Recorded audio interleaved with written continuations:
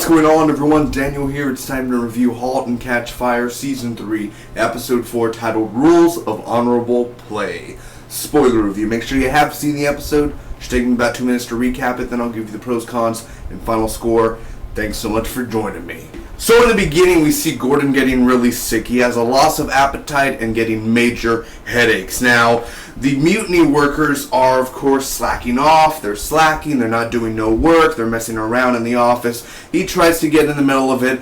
This girl ends up accidentally probably hitting him in the head, or she didn't mean to hit him that hard, but she hits him on the side of the head, and, he's trying to get some order from the workers. Now, Diane likes Bosworth, kind of not a big shocker there. I think they would be a good couple. She's kind of new to the show. I think she just came a few episodes ago. But anyway, she's starting to like Bosworth. Not so bad. I mean, Bosworth is a likable person. Doug calls Cameron a bitch. Now, of course, Doug is new with Craig and everything. They're a new company that just joined Mutiny. And it seems like he's either bipolar or he has a short temper, because he's all nice and nice, and then he ends up turning real easily if he doesn't get his way or if she doesn't agree with him. Not a really good business strategy and stuff for him. Cameron and Craig, which is Doug's partner, they end up drinking and talking and about her father, of how they're gonna move her parents, Cameron's parents, which her mom, I don't think her dad is alive anymore or something, but that to go get your stuff, because we're gonna be moving to Miami or whatever. So if you want to get whatever in the garage, we're gonna sell the rest, but you have time to come and pick up the stuff from the garage that you want. Joe and Ryan are coming up with an idea, of course, and this is just honestly an awesome scene. Lee Pace as Joe McMillan, he's fantastic. They're riding on the board, and he's just so guru-like, man. He's just kind of standing there thinking with his glasses and his beard, and then he's like, Ryan's coming up with ideas. He ends up taking out all of the whiteboard Joe, and Ryan's like, what are you doing? It took us weeks to come up with that stuff. He's like, no, I don't need good. I need great. I clapped. I literally clapped after that scene. The way it was done, the dialogue, I was like, it all makes sense. We're not going for good, we're going for great. Not something that's going to last a year, something that's going to last a very, very long time. So there's a party. Joe meets Diane. It was kind of short-lived, kind of slow-paced there. Joe talks to this guy, and he says bad things about, gay people. He ended up saying, faggots with the AIDS and everything. These faggots with the AIDS and everything, or this disease, he said bad stuff. He's talking bad about these people. And, of course, Joe, I guess he's kind of bi, I guess, because he was with a guy, at a point in Season 1. I don't know if it was Season 1 or Season 2. He was, experimenting and stuff, or he's kind of goes for both ways. So, anyway, he got really offended and everything, and he shook the guy's hand and everything, and he just was savage. He put him on blast and everything.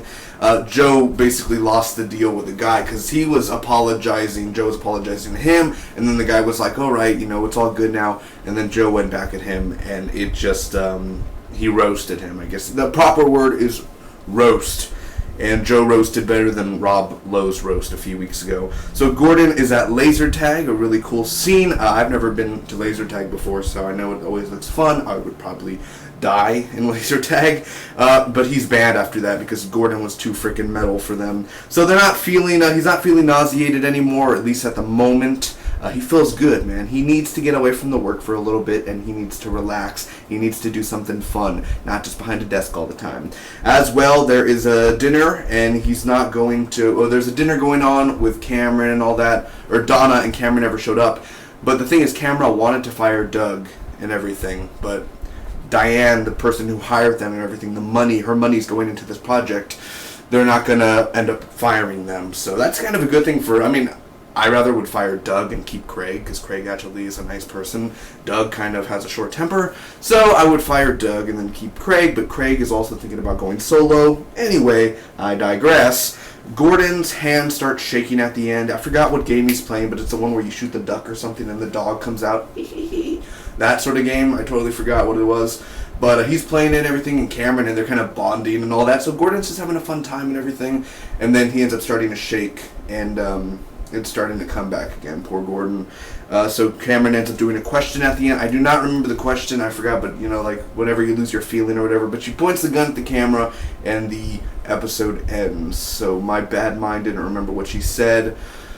Either way, now on to the pros and cons. Now I say this every week, and I know you're probably getting tired of hearing me say it, but Joe is a badass. Now I don't know whether it's the dialogue that he has that makes him so awesome, or it's just Lee Pace and the way he plays this character. Now I really did enjoy Cameron and Craig talking. They actually had some good chemistry. Now I don't think this is going to happen, but Craig and Cameron, maybe? Now the laser tag scene was awesome. Yes, it was a little corny with the music behind it, but the thing that really got me was when everyone was complaining, we're all gonna die and everything, they're taking this all serious. But then Gordon, he just doesn't take it no more. He jumps over the barrier and he runs towards the enemy and he goes full on Rambo. But the thing is, when he goes, all of Mutiny, all his teammates follow him. And that was something that I really just yes! Team Gordon for the win. Also, before they started the laser tag, Gordon lined all the Mutiny workers up, and he was like this World War II prep talk and all that. It was weird, but it was really cool at the same time. Now, I say this every week, and I'm going to say it again. I love the way this show is filmed. I don't know whether you call it the cinematography, but just the way it's filmed. Now, my favorite show, the way it's filmed, is Mr. Robot. That, for sure, is the greatest filming for a TV show this year. But this has to come in third or fourth place. I love the camera work. I love the way it's positioned. It's totally beautiful to me. And the ending with Gordon and Cameron was very nice to see. The opening was really good as well. Of course, they're showing the state of mind that Gordon is in, and you see that he's suffering. You see he has headaches and all that, and then it goes to the ending. It opened very strong with Gordon just feeling like crap, and you fear for him, and you feel bad for him. And at the end, even though his hand starts to shake and it's starting up again, at least we got to see him have fun this episode. I'm hoping he doesn't die this season. If he ever is going to die in the show, hopefully we'll go to season 4 or season 5 at most, and then make it into the 90s at least with these characters here. I hope he ends up living, because Gordon is one of my favorite characters. He's awesome. But the thing is, we got to see him have fun this episode, and that's something we never get to see Gordon really do in a very long time, actually. Plus, Cameron is cute. Now, the only problems I really had with this week's episode is that there are a few slow scenes. Of course, Diane and Bosworth at the party, and that's where Joe meets Diane. It was kind of a really just slow-paced scene going on. It kind of killed that pacing there a little bit. Although it is fun to see Bosworth and Diane together. It's kind of a serious moment every now and then in the episode. Bosworth doing his stories over and over again. Classic old Bosworth. Never gets old. But those were the only things I really had a problem with, is how slow the pacing was at the party. And it kind of, it was good steady pace, and then it kind of slowed down, really no talking, back and forth area. But that's all really for the cons. Don't get me wrong, Donna is really cute as well, but she didn't get to do much this episode. I'm kind of sad, but then again, they did a lot with Gordon. They did some with Joe and Ryan. Thank God there wasn't that much Ryan. Thank the heavens.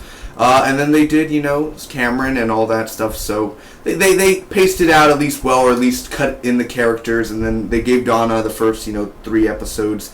They put her, and now they're just kind of putting her to the side, not showing her that much. I'm pretty sure next week she'll have a bigger role. Overall, this is definitely my favorite episode out of Season 3 so far. I'm going to give Halt and Catch Fire Season 3, Episode 4, titled Rules of Honorable Play, a B+.